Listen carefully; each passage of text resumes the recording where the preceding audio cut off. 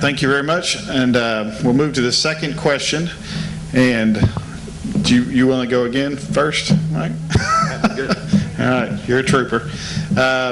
What are the top 3 concerns of the citizens in your city, and what is your plan to assure their concerns will be accomplished? I think the 3 big concerns that we have in our community are the growth for the future and making sure that we have the best roads possible and to handle that growth. I think that they want to make sure that we have a safe community, and I'm not putting these in a 1, 2, 3 order, but these are the top 3 things. I think they want to make sure that we have a safe community, and they want it to be a community where that they and their families can enjoy their lives and grow their families. I think that's the 3 things that just about anybody wants in any community. I want to just check the audience here real quick. How many people do we have here from Shannon Hills tonight? And I want to really thank y'all for coming all the way over here for this event tonight. And again, I promised you I'm not going to take all of my time every time because I'm here alone.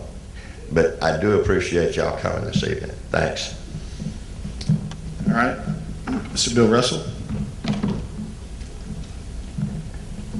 I think the number 1 problem in Bogside that concerns the people is the water and sewage rates and the problems concerning everything that surrounds the water and the sewage.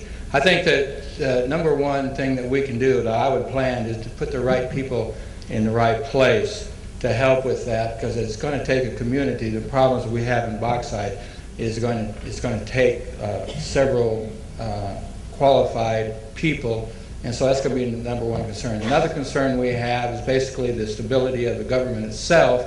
Is that the leaders? I think the people in Bogside are looking for a leadership that will stand up and bring people together.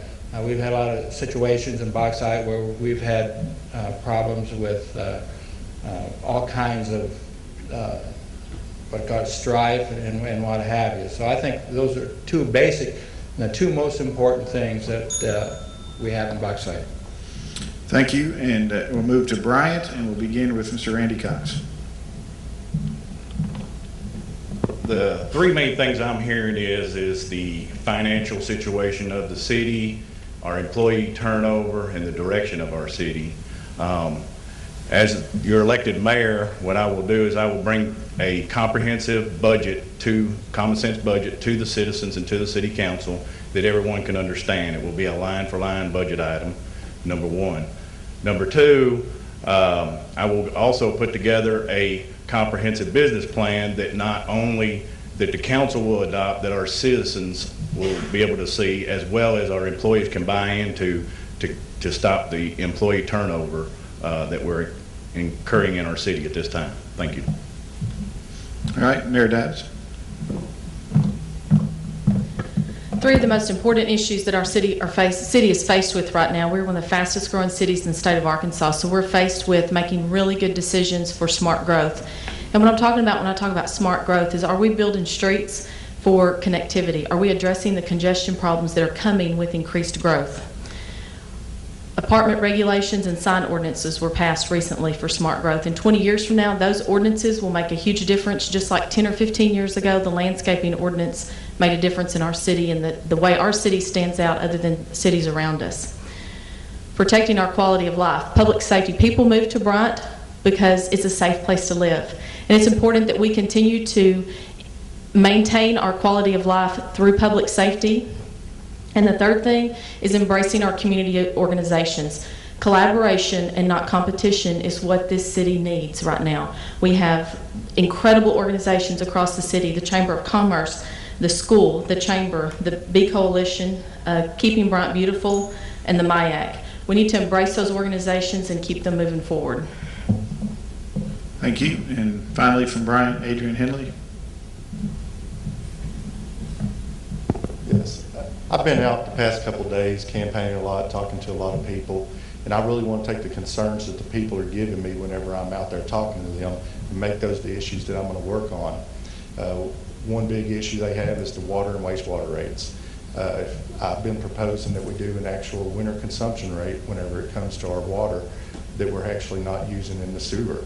We'll actually not have to pay for that sewer charge. That'll help offset some of the problems with the wastewater and the water rates here in Central Arkansas. We're one of the highest in Arkansas when it comes to those rates. Another issue that I hear a lot about is the taxes. They don't want to see taxes going up again. Brian also has some of the highest taxes. If elected, I believe that we're elected in there with a budget of those taxes, and we're not going to increase those taxes or propose to increase those taxes. We should be able to run this government with the money that they give us to do. The third issue I would say is the budgetary issues. The budgetary issues has been in a deficit the past 2 years. Sorry, next. Thank you. And we'll move to Haskell, and this time we'll begin with Janie Lyman.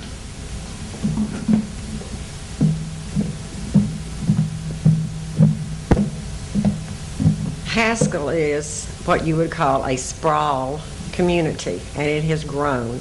The roads that we have are not necessarily on the grid, but they are there and they're adequate roads. We have a great responsibility on our secondary streets, and if elected mayor, I wish to appoint a person to guide our direction on when subdivisions come in and we see the plan for those roads, that we have an engineer on behalf of the city that investigates to assure that those roads are going to be constructed where they are durable and they will hold and they will last for a long time.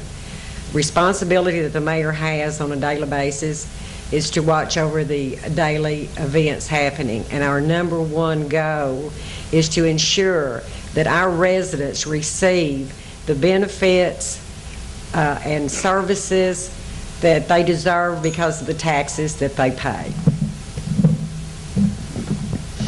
Thank you. And last from Bauxite, Jamie Watson-Breeden. Haskell, I'm sorry. Okay. They're right next to each other on my list. That's okay. Three of our main, after I've been out and talked to people in the community, three of the main issues that I'm seeing that are coming up are our streets not being in the best operational needs that they can be. Our parks need some further development as far as playground equipment and things for the kids to play on there. And we're really in need of a school resource officer. I think we're the only school in the whole county that doesn't have this. And, you know, it's important for the schools to be safe, for that person to be there, for them to be a liaison from the community to the kids, to help them learn their civic responsibilities, to keep them from, you know, getting out of line there. They go to the football games. They help with a lot of other things than just being present there on campus. But I think that's something that's important that our citizens want to see put in place. As far as the flooding in our area goes, we're in a floodplain area out there, and I know that that's a big issue, and I want to see if we can get a flood study done of that area and see if there's anything we can go back and readdress and fix some of those problems. All right, thank you. All right, thank you.